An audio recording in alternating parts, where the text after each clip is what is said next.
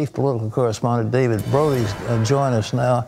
And David, what are you hearing about what Mitch McConnell is going to do in this thing?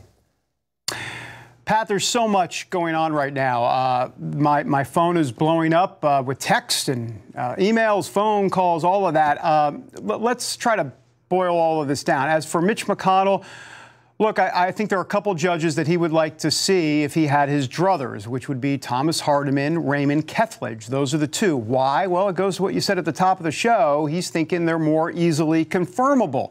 You know, Raymond Kethledge was confirmed as an appeals court judge 97-0 on a voice vote, and Thomas Hardiman was 95-0. So, you know, in Mitch McConnell land, Senate Majority Leader, whose job is to get this nominee through, to a degree, it makes sense in his world. But as you said at the top of the show, that could be a dangerous road to go down. Well, what about Hardiman? Does he have much of a judicial record that we know about right now? Well, he does. I mean, he has about 10 years or so, Pat. Now, he has not weighed in specifically on abortion. However, when it comes to religious liberty, he has. He sided with the Little Sisters of the Poor. We all know about them at the appeals court level.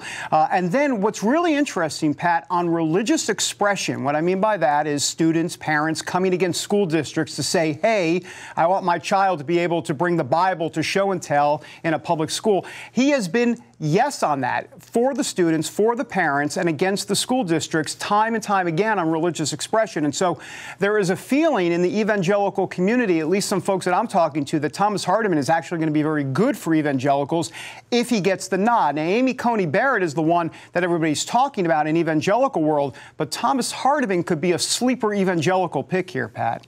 Well, we don't really have any suitors out there. We don't have anybody that is hard left we don't know about. These are all have been vetted by the Federalist Society. Is that correct?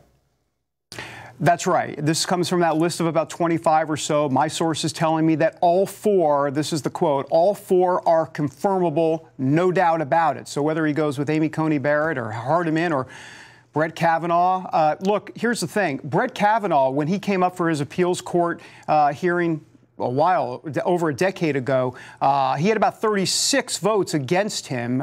Amy Coney Barrett had 43 votes against her. So you can see how those are going to be two of the more tougher fights. I think there is some concern about Brett Kavanaugh on a few different levels. There's actually a few. One, he's a Bush guy. We've heard that before. But beyond that, I think there's some pause in the president's circle about the Obamacare decision that he came to, basically opining that there is some sort of legality that would be okay when it came to Obamacare, which kind of gave Justice Roberts the go-ahead, if you will, to make his Supreme Court decision in 2015 against or for Obamacare. So I know those are concerns within the president's inner circle, and that may blow it for Kavanaugh if he's not picked. That's if he's not picked. That might be the problem. Well, Barrett is a dedicated Catholic and dedicated pro-life.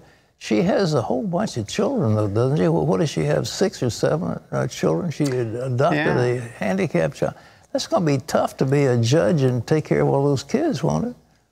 Well, there's no doubt about it. She has 7 children, 5 naturally, 5 naturally, 1 special needs child, and 2 of her 7 children are adopted from Haiti. So, you know, she's got quite an interesting life story for sure. The concern about Amy Coney Barrett all along within at the president's legal team level has been this idea that she doesn't have the record that Brett Kavanaugh has. Now, unlike David Souter, her scholarly opinions have been very well thought out and very well like an originalist, like a textualist. And they believe that the scholarly articles are, in essence, proxy for the lack of cases that she has decided. Remember, she's only been on the appeals court circuit less than a year, Pat.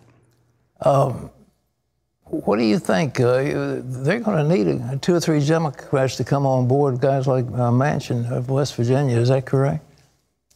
Yeah, well, here's the situation. I mean, technically, right, they're 51-49 in the Senate. Republicans have control. Let's be honest, it's probably 50 because John McCain, due to health problems, won't be able to make it back for the vote. Now you're at 50. Mike Pence can break that tie, the vice president. So you can't afford to lose any Republicans. So if you lose Lisa Murkowski, and Susan Collins, two pro-choice Republican senators, you're going to have to pick up Democrats somewhere. The 4 Democrats they are targeting, Heidi Heitkamp, Claire McCaskill, and there are 2 others, Joe Donnelly and Joe Manchin as well. Those are the 4. Now, remember, if it's Amy Coney Barrett, imagine Heidi Heitkamp and Claire McCaskill in an election year, both up for re-election as red state Democrats. In other words, states that Donald Trump won, and they've got to vote against a woman. Well, you know, the Democrats talk about how they're the party for women. And then this comes along, it puts them in a pickle. You know, Pat, this is going to be really hard to predict. I'm not in the prediction business, but if you put this into the Trump mental calculator of how he does things normally, it feels like Amy Coney Barrett kind of checks most of the boxes here.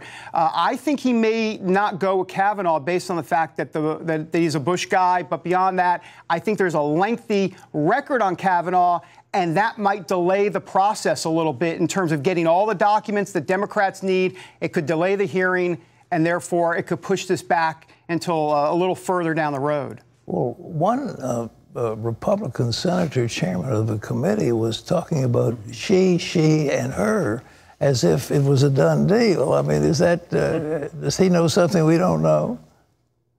Well, you're talking about Senator Orrin Hatch. Yeah, right. And, I tell you what, there was a bit of a faux pas, potentially a faux pas, where he talked about she in an article that he wrote. She is the next Supreme Court pick. So, you know, since then, everybody's kind of downplayed it. And what I'm told, the sources that I'm talking to tell me that on Sunday evening, and of course, it changes by the hour, but on Sunday evening, Trump pretty much was really focusing on Thomas Hardiman and Brett Kavanaugh. Amy Coney Barrett still right there. Don't get the sense that Kethledge is going to be the guy, but I'm told that it can change at a moment's notice. It wouldn't surprise me if Amy Coney Barrett's the pick here. That's the one that's going to cause the left and the Democrats and everybody to go ballistic. They're already calling her a religious fanatic. They're talking about this People for Praise group that she belongs to, which last time I checked is more an accountability Bible studies, we would know it. Yeah. But Democrats think she's probably taking blood oaths and, checking in with Harry Potter or something. I don't know what they think. Well, we will watch with great interest as the day progresses. David, thank you very much.